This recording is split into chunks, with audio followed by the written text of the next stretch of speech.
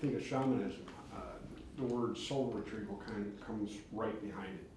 And I'm wondering if you can talk a little bit about soul retrieval, about that process, and about, you know, how the soul, what would cause the soul to leave the body, and how might it manifest in the body, and how you retrieve it. Soul retrieval, in the broadest possible terms, you're talking about a sense of self that goes deeper than the ego. I mean, a lot deeper than the ego. A sense of, that includes a person's energy, their ancestral energy, all that makes up that person on an energetic level. That energy, that quantity of self that I'm going to call the soul, because that's how we refer to it, can be damaged, can be traumatized. If you get hit by a car, it can be traumatized. If you feel emotionally betrayed by your parents, it can be traumatized. Anything that's going to hurt you physically, energetically, spiritually, emotionally, psychologically, any kind of impact that's strong enough will tend to shake part of that self, part of that soul loose.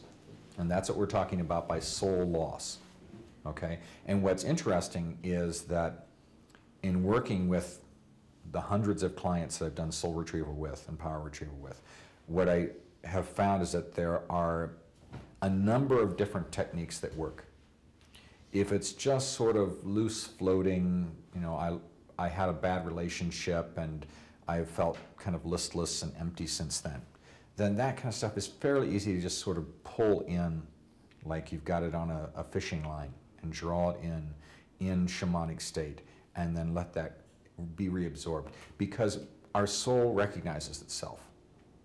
All right, so when we're in proximity to that self, unless something else has gotten in there and filled up that place, then automatically that stuff, that part of ourself, will magnetize to the rest of ourself and come back in, just like a vacuum. All right. If that doesn't happen, then it tells us probably something else has gotten in there, and then we do an extraction, which is another really traditional shamanic technique.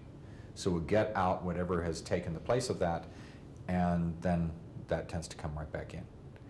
So the other way that we go about this is that if the trauma was particularly associated with one place, one location, for instance, you know, you're going through a intersection and you get T-barred by another car, okay? Well, that's a very specific location. And so we can journey back to that time and place.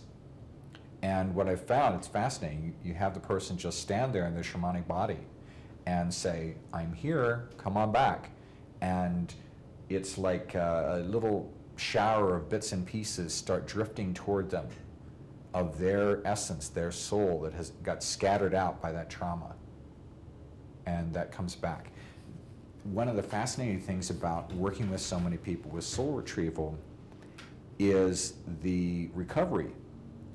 And what I mean by that is the days and weeks after a successful soul retrieval. You can see them become more and more substantial. And what often happens is once they start to get a critical mass, it's almost as if they begin on their own drawing more and more of that soul back to them.